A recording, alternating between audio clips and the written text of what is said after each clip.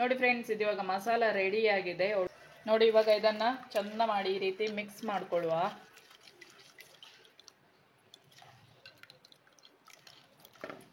ಆಹಾ, ಪರಿಮಳ ಹೇಳಿದ್ರೆ ಇವಾಗಲೇ ಬಾಯಲ್ಲಿ ನೀರು ಬರ್ತಾ ಇದೆ. ಹಾಗೆ ಮಾವಿನ ಹಣ್ಣನ್ನ ಮಸಾಲೆಯಲ್ಲಿ ಹಾಕಿ ಚಂದ ಮಿಕ್ಸ್ ಮಾಡ್ಕೊಳ್ಳಿ. ಆದ್ರೆ ಮನ್ಸು ಬೇಡ ಬೇಡ ಹೇಳಿದ್ರು ಕೂಡ ನಾಲಿಗೆ ರುಚಿ ಇನ್ನೊಮ್ಮೆ ಬೇಕು ಅಂತಿದೆ. ಹಾಗೆ ಅದಕ್ಕೋಸ್ಕರ ಗೊಜ್ಜನ್ನ ಇನ್ನೊಮ್ಮೆ.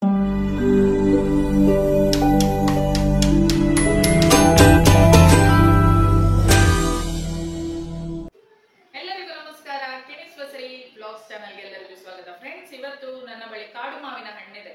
ನಮ್ಮ ಈ ಮಂಗಳೂರು ಸೈಡ್ ಅಲ್ಲಿ ಲೋಕಲ್ ಆಗಿ ಸಾಧಾರಣ ಎಲ್ಲರ ಹಿತ್ತಲಲ್ಲಿ ಇರುವಂತದ್ದು ಕಾಡು ಮಾವಿನ ಹಣ್ಣಿನ ಮರ. ಮಳೆಗಾಲದಲ್ಲಿ ಒಂದು ಜೋರಾಗಿ ಗಾಳಿ ಬೀಸಿದ್ರೆ ಸಾಕು, ಸುಮಾರು ಮನೆ ಹಿತ್ತಲಲ್ಲಿ ಒಂದು 50 ಮಾವಿನ ಹಣ್ಣಾದ್ರೂ ಬಿದ್ದಿರ್ತದೆ. ಹಾಗೆ ಆ ಕಾಡು ಮಾವಿನ ಹಣ್ಣಿನಿಂದ ನಮ್ಮ ಹಿರಿಯರು ಒಂದು ರೆಸಿಪಿಯನ್ನ ಮಾಡ್ತಿದ್ರು. ಅದು ಮಾವಿನ ಹಣ್ಣಿನ ಗೊಜ್ಜು. ಒಂದು ಮಾವಿನ ಹಣ್ಣಿನ ಗೊಜ್ಜಿಂದ ಒಂದು ಬಟ್ಲು ಗಂಜಿ ಊಟ ಮಾಡಬಹುದು. ಅಷ್ಟು ಸಖತ್ತಾಗಿರುವ ಈ ಮಾವಿನ ಹಣ್ಣಿನ ಗೊಜ್ಜನ್ನು ಇವತ್ತು ಮಾಡಿ ತೋರಿಸ್ತಾ ಇದ್ದೇನೆ. ನಿಮ್ಗೆ ಸಪೋಸ್ ಕಾಡು ಮಾವಿನ ಹಣ್ಣು ಸಿಗದಿದ್ರೆ ಪರವಾಗಿಲ್ಲ, ಬೇರೆ ಬೇರೆ ಮಾವಿನ ಹಣ್ಣುಗಳೆಲ್ಲ ಸಿಗ್ತಾ ಇದೆ. ಮಲ್ಲಿಕಾ ಒಂದು ಬಿಟ್ಟು ಬೇರೆ ಯಾವ್ದಾದ್ರು ಅಪ್ಪುಸ್ ಆಗುತ್ತೆ, ಅಲ್ಫೋನ್ಸೋ, ಅದು ಯಾವುದೂ ಆಗುತ್ತೆ. ಹಾಗೆ ಅದನ್ನ ತಂದು ನೀವು ಈ ಗೊಜ್ಜನ್ನ ಕೂಡ ಮಾಡಿ. ಬಟ್ ಟೇಸ್ಟ್ ಇರೋದು ಮಾತ್ರ ಕಾಡು ಮಾವಿನ ಹಣ್ಣಲ್ಲಿ ಸಖತ್ತಾಗಿರುತ್ತೆ. ಮನೆಯಲ್ಲೇ ಇರುವಂತ ಇಂಗ್ರೀಡಿಯೆಂಟ್ಸ್ ಅನ್ನೆಲ್ಲ ಬಳಸಿ ಅವರು ಮಾಡಿರುವಂತ ಗೊಜ್ಜು ಒಂದು ಸೂಪರ್ ರೆಸಿಪಿ ಅಂತ ಹೇಳ್ಬೋದು. ಬನ್ನಿ, ಹಾಗಾದ್ರೆ ಇವತ್ತಿನ ರೆಸಿಪಿಯನ್ನ ಶುರು ಮಾಡೋಣ. ಫ್ರೆಂಡ್ಸ್, ಇಲ್ಲೊಂದು 10 ರಿಂದ 12 ಮಾವಿನ ಹಣ್ಣನ್ನು ತಗೊಂಡಿದ್ದೇನೆ. ಇದೇ ಕಾಡು ಮಾವಿನ ಹಣ್ಣು. ತುಂಬಾ ಸಿಹಿಯಾಗೂ ಇರ್ತದೆ, ಸ್ವಲ್ಪ ಹುಳಿಯಾಗಿಯೂ ಇರ್ತದೆ. ಇದೆಲ್ಲ ಮಾವಿನ ಹಣ್ಣು ಇವಾಗ ತೊಳೆದಿಟ್ಟಿರುವಂಥದ್ದು. ಹಾಗೆ ಮೊದಲಿಗೆ ಇದರದ್ದು ಸಿಪ್ಪೆ ಎಲ್ಲ ತೆಗೆದು, ಸೇಮ್ ನಾವು ಮೊನ್ನೆ ಅಂಬೆ ಉಪ್ಕರಿ ಮಾಡುವ ರೆಸಿಪಿಯಲ್ಲಿ ನಿಮ್ಮ ಜೊತೆ ಶೇರ್ ಮಾಡಿದ್ದೇನೆ ನಾನು. ಹೀಗೆ ಸಿಪ್ಪೆ ಎಲ್ಲ ತೆಗೆದು ಈ ಗೊರಟನ್ನು ಸಪ್ರೇಟ್ ಆಗಿ ಇಡ್ತಾ ಇದ್ದೇನೆ. ಇವಾಗ ಈ ಮಾವಿನ ಹಣ್ಣೆಲ್ಲ ಬಿಡಿಸಿ ಆಗಿದೆ. ಸ್ವಲ್ಪ ಸಿಪ್ಪೆಯನ್ನು ಇಲ್ಲಿ ಕೂಡ ನಾನು ಹಾಕಿದ್ದೇನೆ. ಅಂದರೆ ಗೊಜ್ಜಲ್ಲಿ ಅದು ಸಿಪ್ಪೆ ಎಲ್ಲ ಸಿಗಬೇಕಾದ್ರೆ ತುಂಬ ಚೆನ್ನಾಗಿರ್ತದೆ ತಿನ್ನಲಿಕ್ಕೆ. ಹಾಗೆ ಒಳ್ಳೆದಿರೋ ಸ್ವಲ್ಪ ಸಿಪ್ಪೆಯನ್ನು ದಪ್ಪಗಿರುವಂಥದ್ದು ಇಲ್ಲಿ ಸಹ ಹಾಕಿದ್ದೇನೆ. ಈ ಸಿಪ್ಪೆಗೆ ಸ್ವಲ್ಪ ನೀರನ್ನು ಹಾಕಿ, ಸ್ವಲ್ಪ ನೀರು ಸಾಕು, ಒಂದು ಅರ್ಧ ಗ್ಲಾಸ್ ನೀರನ್ನು ಹಾಕಿ ದಪ್ಪನೆಯ ಪಲ್ಪ್ ಬರೋ ತನಕ ಸ್ವಲ್ಪ ಕಿವುಚ್ತಾ ಇರಬೇಕು.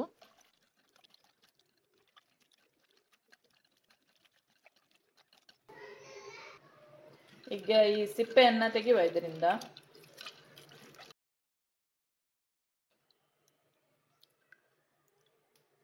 ಇಂಗ್ರೀಡಿಯೆಂಟ್ಸ್ ನಾನು ಹೇಳಿದಲ್ಲ, ಮನೆಯಲ್ಲೇ ಇರುವಂಥದ್ದು ಹಾಕಿ ಹಿರಿಯರು ಮಾಡಿದಂಥ ಒಂದು ರೆಸಿಪಿ ಇದು ಅಂತ. ಹಾಗೆ ಬೆಲ್ಲ ಎಲ್ಲರ ಮನೆಯಲ್ಲಿ ಇರುವಂಥದ್ದು.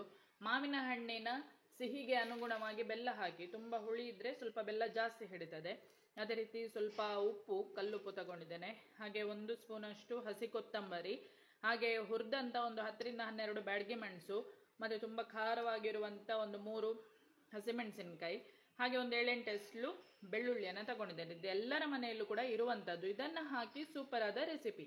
ಗೊಜ್ಜನ್ನ ಮಾಡಬೇಕಾದ್ರೆ ಈ ರೀತಿದ್ದೇ ಏನು ಬೇಕಂತೇನಿಲ್ಲ ಕ್ರಶ್ ಮಾಡಲಿಕ್ಕೆ. ನಿಮಗೆ ಈ ಮಾವಿನ ಹಣ್ಣಿನ ಪಲ್ಪ್ ಇದೆಯಲ್ವಾ, ನಾವು ಸಿಪ್ಪೆ ತೆಗೆದ ನೀರು, ಇದನ್ನ ತಗೊಂಡು ನೀವು ಒಂದು ಮಿಕ್ಸಿ ಜಾರಲ್ಲಿ ಹಾಕಿ ಇದೆಲ್ಲ ಇಂಗ್ರೀಡಿಯೆಂಟನ್ನು ಹಾಕಿ ಕ್ರಶ್ ಮಾಡ್ಕೊಳ್ಬೇಕು. ನುಣ್ಣಗೆ ರುಬ್ಲಿಕ್ಕೆಲ್ಲ ಕ್ರಶ್ ಮಾಡ್ಕೊಳ್ಬೇಕು. ಸ್ವಲ್ಪ ತರ್ತರಿಯಾಗಿ ಈ ಪಲ್ಪನ್ನು ಹಾಕಿ ರುಬ್ಕೊಂಡ್ರೆ ಆಯಿತು. ಆಮೇಲೆ ನಾವು ಈ ಗೊರಟನ್ನು ಅದಕ್ಕೆ ಬೆರೆಸಲಿಕ್ಕೆ. ಹಾಗೆ ಇವಾಗ ಮೊದಲಿಗೆ ನಾನಿಲ್ಲಿ ಮೆಣಸನ್ನು ಹಾಕೊಳ್ತಾ ಇದ್ದೇನೆ. ಹಾಗೆ ಹಸಿ ಕೊತ್ತಂಬರಿ ಇದೆಯಲ್ವಾ, ಇದನ್ನ ಹಾಕೊಳ್ತಾನೆ.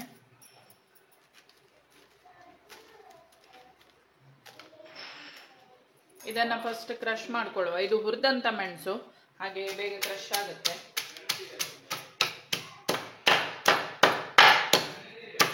ಫ್ರೆಂಡ್ಸ್, ಇವಾಗ ಇದಿಷ್ಟು ಕ್ರಶ್ ಆಗಿದೆ. ಇಷ್ಟ ಆದ್ರೆ ಸಾಕು. ಇವಾಗ ರುಚಿಗೆ ತಕ್ಕ ಉಪ್ಪನ್ನು ಹಾಕುವ.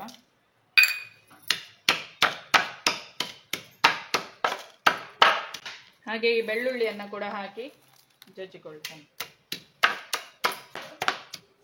ಇದಿಷ್ಟಕ್ಕೆ ನೀವು ಕಾಯಿ ತುರಿ ಕೂಡ ಹಾಕಿ ಚಟ್ನಿ ಮಾಡ್ಕೊಳ್ಬೋದು. ಒಳ್ಳೆ ಕಾಯಿ ತುರಿ ಚಟ್ನಿ, ತಾರಾಯ್ದ ಚಟ್ನಿ ಅಂತ ನಾವು ಹೇಳ್ತೇವೆ, ಅದನ್ನ ಮಾಡ್ಕೊಳ್ಬೋದು. ಗಂಜಿಗೆಲ್ಲ ನಮ್ಮ ಮಂಗಳೂರಲ್ಲೆಲ್ಲ ಹೆಚ್ಚಾಗಿ ತಾರಾಯ್ದ ಚಟ್ನಿ ಅದೆಲ್ಲ ಮಾಡಿದ್ರು. ಇವಾಗ ರುಚಿಗೆ ತಕ್ಕ ಬೆಲ್ಲದ ಪುಡಿ ಇದೆ. ಈ ಬೆಲ್ಲದ ಪುಡಿಯನ್ನು ಹಾಕೊಳ್ತೇನೆ. ನೀವು ಗಟ್ಟಿ ಬೆಲ್ಲ ಆದರೂ ಅಷ್ಟೇ, ಹೇಗೂ ಮಿಕ್ಸಿಯಲ್ಲಿ ಹಾಕೋದಾದ್ರೆ ಹಾಕೊಳ್ಬೋದು, ಇಲ್ಲ ಈ ರೀತಿ ಮಾಡ್ಕೊಳ್ಬೋದು.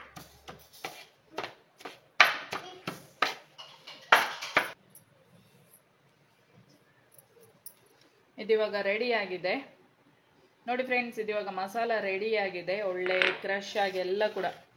ಎಷ್ಟು ಪರಿಮಳ ಅಂತ ಹೇಳಿದರೆ ತುಂಬಾ ಸಕ್ಕತ್ತಾಗಿದೆ ಇದು. ಹಾಗೆ ಇಲ್ಲಿ ಈ ಪಲ್ಪ್ ಇದೆಯಲ್ವಾ ಮಾವಿನ ಹಣ್ಣಿನದ್ದು, ಇದರಲ್ಲಿ ಇದನ್ನು ಹಾಕೊಳ್ತಾನೆ.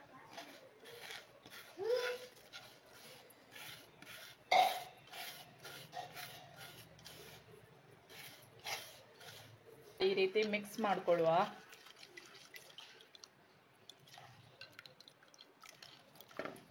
ಆಹಾ, ಪರಿಮಳ ಹೇಳಿದರೆ ಇವಾಗಲೇ ಬಾಯಲ್ಲಿ ನೀರು ಬರ್ತಾ ಇದೆ.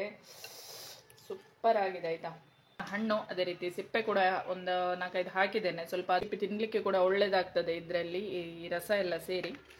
ಮಾವಿನ ಹಣ್ಣನ್ನು ಮಸಾಲೆಯಲ್ಲಿ ಹಾಕಿ ಚಂದ ಮಿಕ್ಸ್ ಮಾಡ್ಕೊಳ್ಳಿ.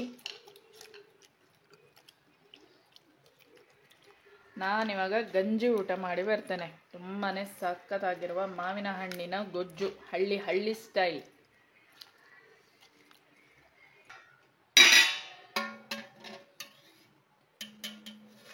ಬಿಸಿ ಬಿಸಿ ಗಂಜಿ.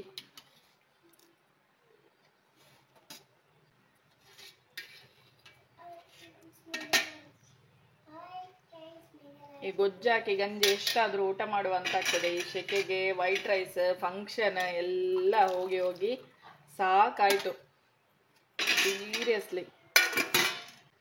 ಹಾಗೆ ಗಂಜಿಗೊಂಚೂರು ತುಪ್ಪ ಹಾಕೊಳ್ತೇನೆ ನಾನು, ಒಂಚೂರು ಉಪ್ಪು ಆಗಿದೆ ನೋಡು. ಒಂದು ಗೊರಟು, ಒಂದು ಸಿಪ್ಪೆ, ಹಾಗೆ ಇದಿಷ್ಟನ್ನು ಹಾಕಿ ಒಂದು ಬಟ್ಲು ಗಂಜಿ ಊಟ ಮಾಡ್ಬೋದು. ನೋಡಿ ಸಕ್ಕತ್ತಾದ ಗೊಜ್ಜಿನ ಜೊತೆ ಹಿರಿಯರು ಮಾಡಿರುವ ಹಳ್ಳಿ ರೆಸಿಪಿ, ಹಾಗೆ ಗಂಜಿ. ಉಪ್ಪು ಹಾಗೆ ತುಪ್ಪ ಎಲ್ಲ ಬೆರೆಸಿದಲ್ಲ ಈ ಗಂಜಿಗೆ, ಹಾಗೆ ಮಿಕ್ಸ್ ಮಾಡ್ಕೊಳ್ತಾ ಇದ್ದೇನೆ.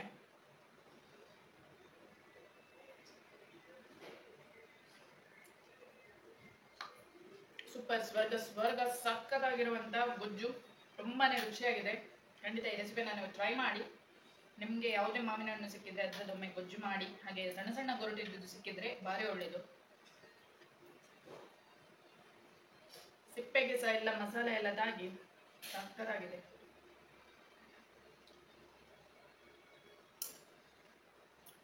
ಕೊತ್ತಂಬರಿ, ನಾವು ಕೊತ್ತಂಬರಿ ಎಲ್ಲ ಕ್ರಶ್ ಮಾಡಿ ಹಾಕಿದಲ್ಲ, ಅದೆಲ್ಲ ಸ್ಪ್ಲಿಟ್ಸ್ ಆಗಿ, ಅದೇ ರೀತಿ ಈ ಬೆಳ್ಳುಳ್ಳಿ ಕೂಡ ಒಳ್ಳೆ ಸ್ಪ್ಲಿಟ್ ಎಲ್ಲ ಕ್ರಶ್ ಆಗಿ ತುಂಬಾ ಸೂಪರ್ ಆಗಿದೆ ಟೇಸ್ಟ್. ಅದೇ ನುಣ್ಣಗೆ ನಾವು ಇದನ್ನ ನೀವು ಮಿಕ್ಸಿ ಜಾರಲ್ಲಿ ಹಾಕಿ ಮಸಾಲ ಮಾಡಿದ್ರೆ ಒಳ್ಳೇದಾಗುದಿಲ್ಲ, ತರ್ತರಿಯಾಗಿ ಮಾಡಿದ್ರೆ ಒಳ್ಳೇದಾಗ್ತದೆ ಮಿಕ್ಸಿ ಜಾರಲ್ಲಿ.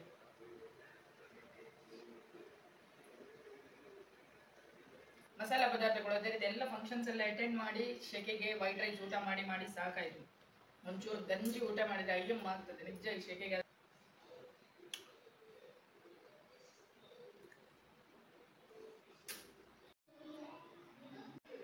ಫ್ರೆಂಡ್ಸ್, ಗಂಜಿ ಊಟ ಮಾಡಿ ಆಯಿತು, ಗೊಜ್ಜನ್ನು ಹಾಕಿ ತುಂಬಾನೇ ಸಖತ್ ಟೇಸ್ಟಿ ಆಗಿತ್ತು.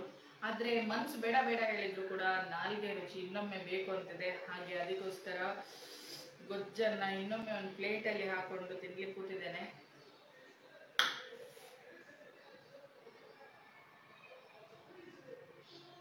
ಖಾರವಾಗಿ ಉಪ್ಪು, ಹುಳಿ, ಖಾರ, ಸಿಹಿ ಎಲ್ಲ ಮಿಕ್ಸ್ ಆಗಿದೆ.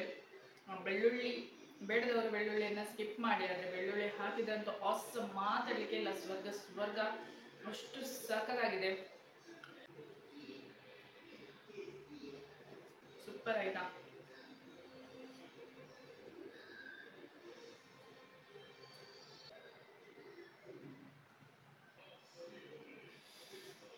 ಹಾಗೆ ಈ ರೆಸಿಪಿನ ಟ್ರೈ ಮಾಡಿ, ಅದೇ ರೀತಿ ಕಮೆಂಟ್ಸ್ ತಿಳಿಸ್ಲಿಕ್ಕೆ ಮಾತ್ರ ಮರಿಬೇಡಿ ಆಯ್ತಾ.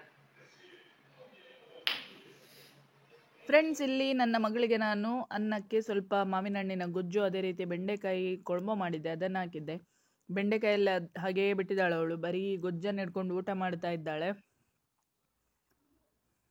ಗೊಜ್ಜು ಹೇಗಾಗಿದ? ಸೂಪರ್ ಆಗಿದ.